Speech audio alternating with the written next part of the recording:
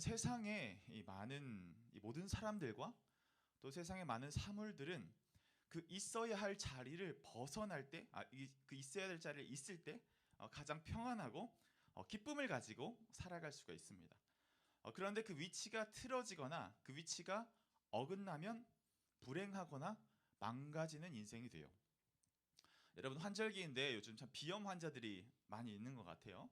여러분들 비염 환자들에게 달고 다니는 고충이 무엇입니까? 코에 염증이 나고 콧물이 막 나고 이런 문제들이 있죠. 여러분 콧물이 우리 이 비강 속에 있으면 우리가 어떤 유익을 주죠? 이 건조한 가을바람으로부터 우리의 점막을 지켜주잖아요. 그렇죠? 그런데 그 콧물이 밖으로 나오는 순간 뭐가 되죠? 반갑습니까? 행복합니까? 즐겁습니까? 그렇지 않죠? 우리의 몸을, 우리의 점막을 정말 소중하게 지켜주던 콧물이 우리의 코 밖을 튀어나오면 그것은 멸시천대받는 이 오물이 되는 거예요. 좀 건조해져서 이번 주의 주중에 계속 이제 집안의 집기들을 또 수리하고 고치고 청소하는 시간들을 좀 가졌습니다. 이제 공기청정기를 이제 다 어제 분해해가지고 이제 수리를 했어요. 하고 다 조립을 딱 했는데 제가 그 조립하는데 자신이 있거든요. 조립을 딱 했는데 전화를 꽂았습니다. 근데 갑자기 안 들리던 다르락 소리가 나는 거예요. 뭐였을까요? 그 저 팬 밑에 들어있는 나사못 하나가 거기에서 달달달 돌고 있더라고요. 여러분 나사못도 그래요. 나사못이 이 기계 안에 잘 결속돼 있으면 이 기계를 견고하게 붙잡아주는 아주 요긴한 이 도구가 됩니다. 그런데 있어야 할 곳을 벗어나서 다른 곳에 있으면 오히려 그 기계를 해치게 되는 굉장히 원흉과 같은 이 존재로 바뀌게 되는 거죠. 여러분 우리가 이 위치를 선택하는 건 굉장히 중요합니다. 우리도 마찬가지예요. 여러분들이 있어야 할 위치가 있거든요. 그 위치에 여러분들이 놓여 있을 때 하나님 주시는 참된 평안함이 여러분들 가운데 충만하게 될 거예요. 그곳에서 본질적인 기쁨이 있을 것이고요. 그 속에서의 본질적인 감사가 피어날 수 있습니다. 하지만 이러한 당연한 진리가 있음에도 불구하고 많은 사람들은 이 자기의 위치와 자기의 자리를 찾지 못해서 또 내가 어디로 가야 되는지 아는데 그 자리를 거부하고 싶어서 그러다 보니까 내 인생의 불행과 인생의 낭비를 경험하고 있는 사람들이 참 많이 있습니다. 이 하나님이 주신 것들을 낭비하고 소홀하며 살아가게 되는 거죠. 여러분들 왜 그럴까요? 왜냐하면 이 내가 있어야 할 자리가 내 어떤 기호나 내 어떤 선택과 다를 수 있기 때문이에요. 여러분 이게 항상 일치한다면 우리는 누구나 하나님이 기뻐하시는 자리에 모두가 다 있을 겁니다. 그런데 내 마음, 내 기호와 또 하나님께서 원하시는 그 자리, 내가 있어야 할 자리, 이게 다를 수 있기 때문에 우리는 항상 그 자리에서 어떻게 살아야 되며 내가 어디에 있어야 될지 우리가 날마다 고민하며 유혹을 받으며 살아갈 수밖에 없다는 거죠. 그래서 우리가 반드시 오늘 말씀을 통해 기억해야 될 것이 무엇이냐? 우리의 참된 만족과 기쁨은 이 위치에서 온다는 걸 반드시 기억해야 돼요. 어디에서 온다고요? 위치에서 우리의 기쁨과 만족이 온다는 겁니다. 내 상태가, 내 어떤 환경이, 내 주어져 있는 것들이 아무리 충족된다 할지라도 여러분들 그 위치를 벗어나는 순간 우리의 평화는, 우리의 기쁨은 무너지게 돼 있어요. 예를 들어 볼까요? 여러분들 그 회사 이제 연말이면 회사에 다니시는 분들 직장에서 여러 가지 회식들을 많이 하시죠. 이제 즐거운 회식이 됐습니다. 직장에서 밥을 먹고 있는데 갑자기 이사님이 딱 일어나더니 제 옆 테이블에 딱 앉았어요. 아무리 맛있는 갈비, 아무리 맛있는 회를 먹는다 할지라도 그 자리에서 무슨 맛이 느껴지겠습니까? 학과 모임을 했어요. 아직 종교들과 얘기를 하고 있는데 갑자기 이 교수님이 눈치 없게 딱 와가지고 제 옆자리에 딱 앉습니다. 여러분들 그때 먹는 음식의 맛이 행복하고 음식 맛이 잘 느껴질까요? 굉장히 불편하고 굉장히 어색한 시간 때문에 내가 그 자리에서 아무리 맛있는 걸 먹나 할지라도 그 음식의 맛이 제대로 느껴지지 않을 거예요. 차라리 그냥 내 방에서 진순히 그냥 끓여 먹는 게 훨씬 더 맛있고 편한 시간이 될 것입니다. 이 아무리 좋은 상태가 있더라도 내가 어디에 있느냐, 어느 위치에 있느냐에 따라서 그것도 아무런 소용이 없게 되는 거죠. 여러분 이것이 우리들의 영적인 상태에서도 동일하게 적용이 됩니다. 여러분 우리가 어디 있어야 됩니까? 우리가 어디에 있어야 됩니까? 우리가 있어야 될 것은 하나님이 정하신 그 자리, 그리고 하나님 앞에서 우리가 항상 있어야 하죠. 그 삶에 있을 때 하나님이 디자인하신, 하나님이 우리에게 주기를 원하시는 가장 최고의 기쁨과 만족을 우리 가운데 주신다고요. 그곳에 있을 때, 그 앞에 있을 때 우리의 인생이 진짜 우리 인생답게 흘러갈 수 있는 것입니다. 이를 보여준 대표적인 인물이 있어요. 바로 오늘 함께 읽은 이 말씀의 주인공 다윗인데요. 오늘 다윗이 쓴 이 시편 16편은 이 다윗이 하나님에 대한 이 신중하고 진솔한 고백을 올려드리는 이 말씀입니다. 이 16편의 배경이 언제냐면요, 이 다윗이 이 사울로부터 쫓김을 당하던 시절이었습니다. 이 쫓김을 당하는 상황 속에서도 이 다윗은 자신이 어디로 가야 될지 너무나 정확하게 알고 있었어요. 우리 8절에 한번 보실까요? 8절 같이 한번 읽어볼까요? 시작. 내가 여호와를 항상 내 앞에 모시며 그가 나의 오른쪽에 계심으로 내가 흔들리지 아니하리로다. 아멘. 하나님 앞에, 그리고 하나님의 내 오른편 그 자리에 있을 때 내가 흔들리지 않는다, 이런 고백을 하고 있는 거죠. 그러니까 내 상태, 내가 쫓기는 상황, 내 처지, 내가 받는 대우, 이거와 전혀 상관이 없이 이 내가 하나님 앞에 있을 때, 그리고 하나님이 내 오른편에 있다는 건 내가 하나님 좌편에 있다는 것을 내가 그 위치를 정확하게 인식하고 있을 때 그 속에서 내가 흔들리지 아니하리로다라고 고백할 수 있게 된다는 것이죠. 사랑하는 여러분, 우리의 평안은 이 하나님 앞에 있을 때 온전한 그 평안을 누리게 될 줄 믿습니다. 하나님께서 부르신 곳에 있을 때 내 존재의 본래의 기쁨과 그 평안을 맛보며 살아갈 수 있기를 주님의 이름으로 축복합니다. 그러면 우리에게 질문을 던져봐야겠죠. 그러면 나는 지금 어디에 있는가? 여러분들은 하나님 보시기에 기뻐하시는 위치에 있으십니까? 아니면 하나님을 벗어난 그 위치에 여러분들이 거하고 계십니까? 아니면 그 어느 사이에 한 발씩 이렇게 디딛고 계십니까? 여러분들, 하나님이 그 부르시는 자리, 그곳에 우리가 있어야 되죠. 우리의 기호와 우리 어떤 선택과 내 조건과 처지가 맞지 않다 하더라도 우리는 그 자리로 향할 수 있는 그 믿음의 일들이 있어야 합니다. 그런데도 우리 마음속에 이런 울림들이 들릴 거예요. 우리가 왜 하나님이 부르신 자리에 있어야 되죠? 우리가 왜 이러한 섬김의 자리에 있어야 되죠? 우리가 왜 이 사람을 사랑해야 되죠? 우리가 왜 우리 가정에 있어야 되죠? 왜 이 위치 속에 내가 항상 있어야 되나요, 주님? 이런 탄식 섞인 질문들과 이 반문들과 이 대항하는 말과 심령들이 우리 가운데 있을 줄 압니다. 왜 그러냐면, 우리가 그럼에도 불구하고 하나님 보내신 자리를 지켜야 할 이유가 무엇이냐면, 우리가 이 교리를 붙들 때 우리가 부르신 자리에서 살아갈 수 있도록 우리를 결단하게 만들거든요. 어떤 교리냐면, 하나님이 나의 모든 것을 아신다, 그리고 그 모든 것을 다 아시는 하나님이 우리를 보호하신다라는 두 가지 교리를 붙들 때 우리는 하나님께서 부르시는 삶의 자리로 나아갈 수 있다는 것입니다. 여러분, 이게 하이벨데르크라는 이 소리 문답 27번째 문답에 나와 있는 내용이에요. 27과 28에 있는 문답인데 제가 그대로 한번 읽어드려 볼게요. 자, 27번의 문, 하나님의 섭리는 무엇입니까? 답, 하나님이 모든 것을 자신의 손으로 다스리신다. 그에 이어지는 28문에서 이렇게 질문해요. 우리가 하나님의 섭리를 믿을 때 어떠한 유익이 있습니까? 굉장히 대드는 것 같죠. 따지는 것 같죠. 그래서 어떤 유익이 있습니까? 물어보니까 이 답이, 모든 상황에서 하나님 아버지가 나를 지켜주시고 나에게 무엇이 가장 좋은지 아신다는 확신을 얻습니다. 여러분, 이거라고요.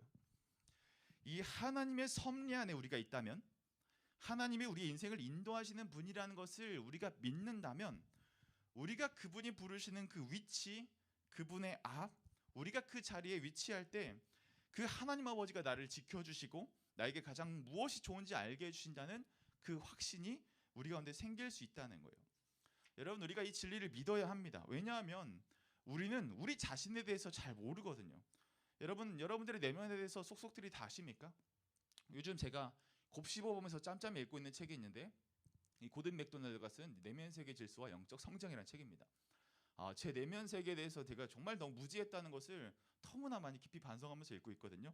그러면서 일기를 좀 써보기 시작하는데, 이 제 숨겨져 있던, 이 숨겨왔던 나의 마음 지금 아니구나, 이 타이밍 아니구나, 그 마음들이 제 안에 뭐 이렇게 솔솔 나오는 걸 볼 때마다 하나님께 감사하기도 하고 죄송하기도 하고 부끄럽기도 하고 또 은혜 주심에 감사하기도 하고, 그 마음들이 제 삶 속에 계속 있는 것 같아요. 일기 써보신 분 계신가요?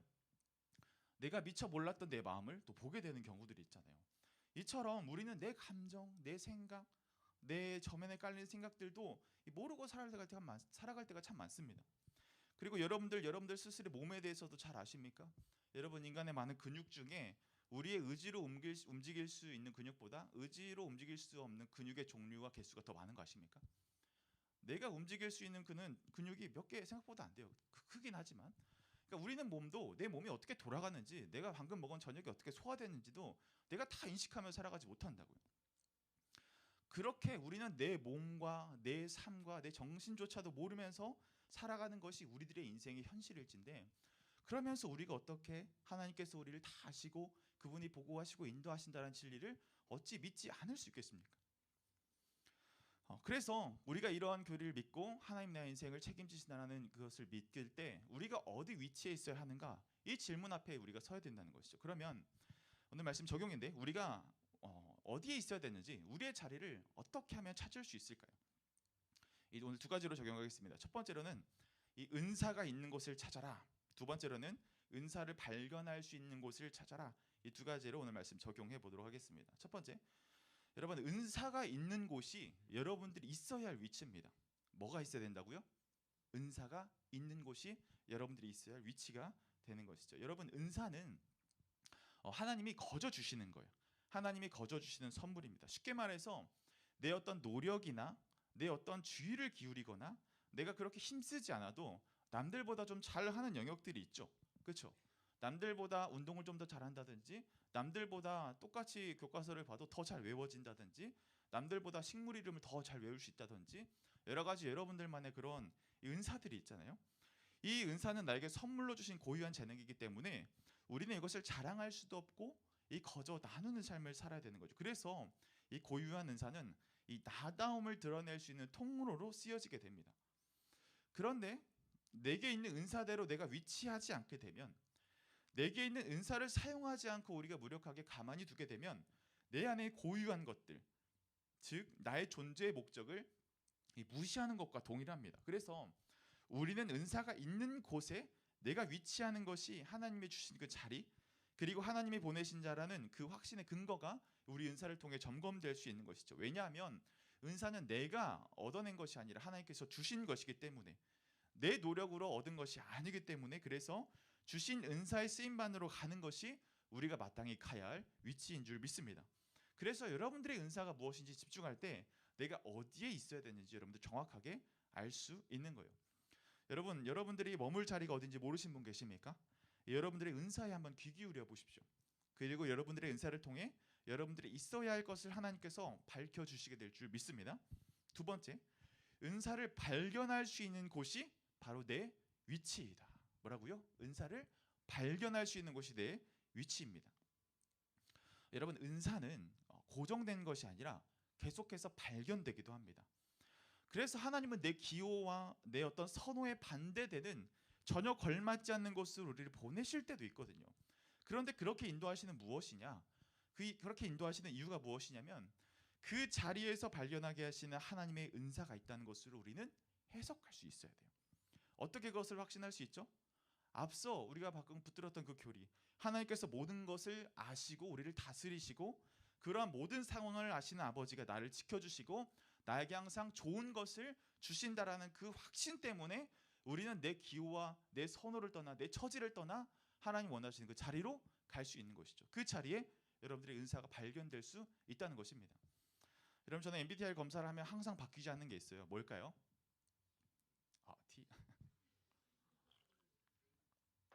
T 마상 T PJ N과 S일까요? 아닙니다. 틀렸습니다. 저는 진짜 안 바뀌는 게 있어요. 뭐냐면 외향과 내향이에요. 제가 내향이 7이고 외향이 3인 사람입니다. 그렇게 보이죠? 아닌가요? 제가 이 내향이 7인 사람이고 외향이 3인 사람이에요. 그래서 저에게는 항상 가끔 때론 혼자 밥 먹어야 줘야 될 시간도 있습니다. 필요합니다. 그리고 때론 이제 혼자서 길을 걷는 시간도 필요하고요. 혼자서 있는 시간이 굉장히 저게 중요한 사람이에요. 그래서 앞에 나와서 뭔가를 말하고 설명하고 이야기하는 것들이 저에게 사실상 굉장히 어색하고 좀 부끄러운 일들이거든요. 그런데 그렇게 굉장히 내향인인 저의 인생과 하나님께서 철저히 들어오시고 개입하심으로 그 시점부터 이뤄가시는 것이 무엇이냐? 제가 여러분들 할 때는 초등부 교사를 했거든요. 근데 초등부 반주쌤이었습니다. 그때 머리도 이렇게 기르고 있어가지고 되게 신비주의에 찬 초등부 반주쌤이었거든요. 교회 오빠들 있잖아, 그런 사람이었습니다. 그런데 제가 그 자리에서 봉사하다 갑자기 다음 주에 전도사님이 못 나오신다라는 거예요. 그래서 영광이가 신학생이니까 다음 주는 영광쌤이 설교를 해보면 어떻겠습니까? 부장님이 건의를 해주셔서 뭐 어떻게 했겠어요. 제가 학부고 잘 모르는데 그냥 무슨 말 하는지 아직 기억이 안 납니다. 그 원고도 지금도 없습니다. 근데 그 쑥스러운 내향인이 나가서 설교를 해야 된다고 하니 그 전날에 얼마나 잠이 안 왔겠습니까? 진짜 커피를 3잔 먹은 것처럼 잠이 안 오더라고요. 그래서 눈 빨개진 채로 설교 죽 쓰고 아련하게 죽 쓰고 내려왔던 기억들이 있어요. 또 계속해서 하나님은 저를 계속 그런 자리로 부르시죠. 믿기지 않겠지만 제가 여기가 3번째 사역지인데 첫 번째와 두 번째 사역지에서 제가 대입에 찬양 인도를 했습니다. 믿기지 않으시죠? 저에게 찬양의 은사가 없거든요. 저는 뭐 악기하는 거 좋아하지만 찬양의 은사가 없는 사람이에요. 그런데 하나님께서 그 자리로 저도 이해가 안 돼요. 그 자리로 보내셔서 이 대입에 찬양 인도를 하게 하시는 거죠. 굉장히 쑥스럽고 부끄러운 자리에서 콘티하다 틀리며 갑자기 화면에 빨개지는 게 보여요. 제 모니터에. 그런 어색한 자리를 계속 불러주셨죠. 또 학부 때 선교대행치를 하면서 지부 대표로도 불러주시고 군대에 있을 때 많은 사람을 만나야 되는 상담병의 자리로 불러주시고 또 군종의 자리로 불러주시고 계속해서 심지어 결혼 예비 학교를 갔는데도 조장을 시켜주시더라고요. 하나님께서. 그러니까 이런 일들을 보게 되면서 굉장히 내향인인 나 자신에게 하나님께서 계속 내 자신을 깰 수 있도록 내 안에 숨겨진 은사를 발견할 수 있도록 계속 그 자리로 초청하고 부르셨다는 거예요. 그런데 만약에 그 자리에서 제가 그 부르심에 대해서 순종하지 않고 거부했다면 어떻게 됐을까요? 지금의 저는 없을 수 있어요. 지금 이런 모습으로 여러분 앞에 서서 이 말씀을 나눌 수가 없었을 거란 말입니다. 그 순종했던 자리를 통해서 또 앞에서 하나님의 말씀을 나누는 일들이 얼마나 특권이고 귀한 일인지, 그리고 이 일들을 통해서 영혼들이 살아나는 일들을 보면서 하나님 나에게 주시고자 보여주시고자 하시는 그 말씀의 능력이 무엇인지, 또 나와 동역하자 말씀하시는 하나님의 무한하신 그 사랑이 무엇인지 저를 통해 지금도 계속해서 배우고 있게 하시거든요. 이 설교 올라올 때는 항상 그 부담이 있습니다. 저 기둥에서 항상 머리 박고 기도하고 올라오는 거 아세요? 그런 저에게 연약함이 여전히 있지만 순종하는 자를 통해서 하나님께서 저에게 숨겨주신 은사를 발견하게 하시고 그 자리를 통해서 내 안에 있는 하나님이 더 크게 일하시는 일들에 온전히 제가 쓰임받는다는 것을 지금도 믿습니다. 그런 거 보면 여러분들 하나님이 옳습니다.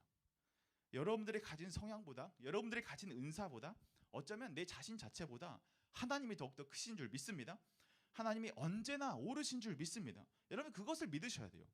그래서 은사를 발견하시는 그 위치, 그곳에 내가 보냄받고 내가 순종하는 것이 이 나의 위치를 찾을 수 있는 이 두 번째 우리의 적용이 될 수 있는 것이죠.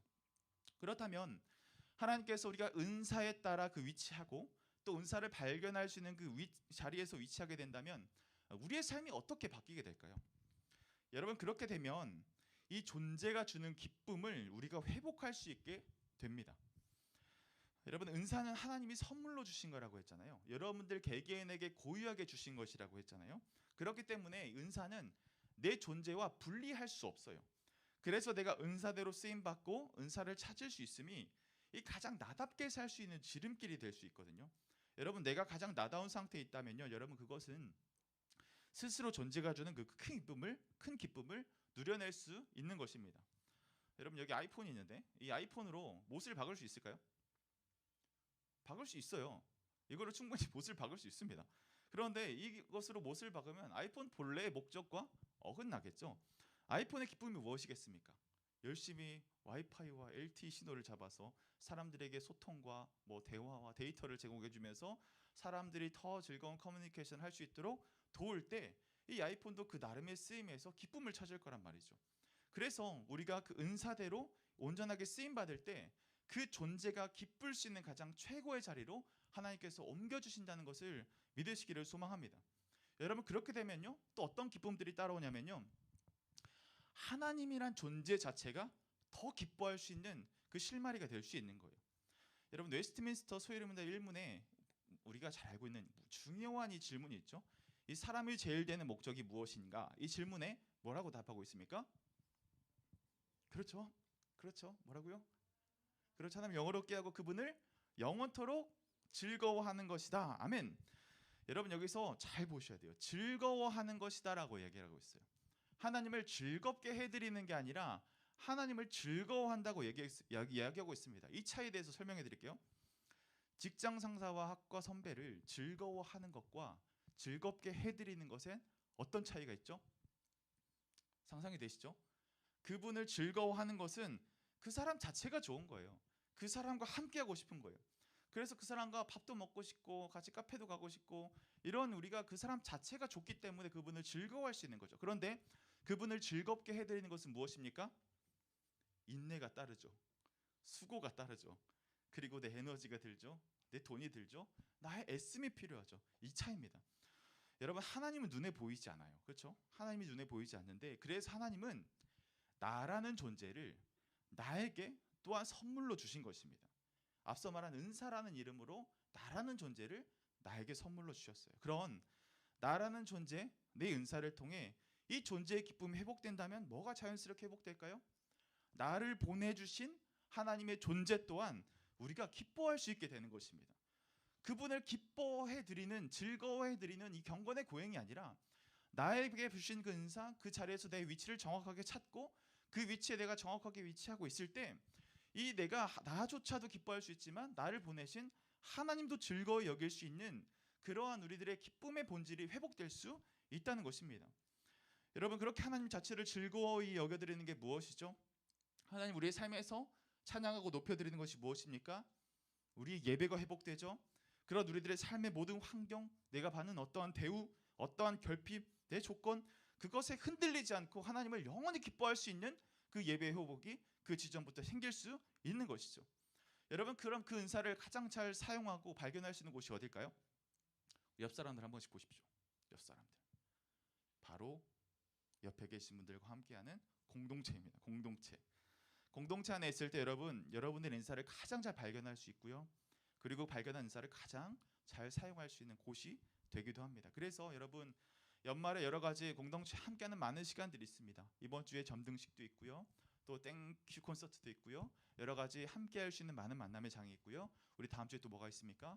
이터널 워십. 우리 함께 이 영원히 우리가 예배할 수 있는 그 자리 있죠. 그 자리에 함께할 때 여러분들 하나님께서 주신 은사가 발현될 것이고요. 그리고 그 자리에서 하나님 자체가 기뻐 여겨줄 수 있는 그 장들이 공동체를 통해 열리게 되는 것이죠. 여러 가지 섬김과 앞으로의 진로와 이 공동체 내 포지션에 대해서 고민하는 분들 계십니까? 여러분들에게 주신 은사를 기억하십시오. 그리고 나를 보내신 그곳에 발견하게 될 그 은사를 기대하시기를 주님의 이름으로 소망합니다. 그렇게 하나님을 기뻐할 수 있는 저와 여러분들 다 되시기를 주님의 이름으로 축복합니다. 우리 다 함께 일어나서 결단의 고백으로 함께 찬양하도록 하겠습니다.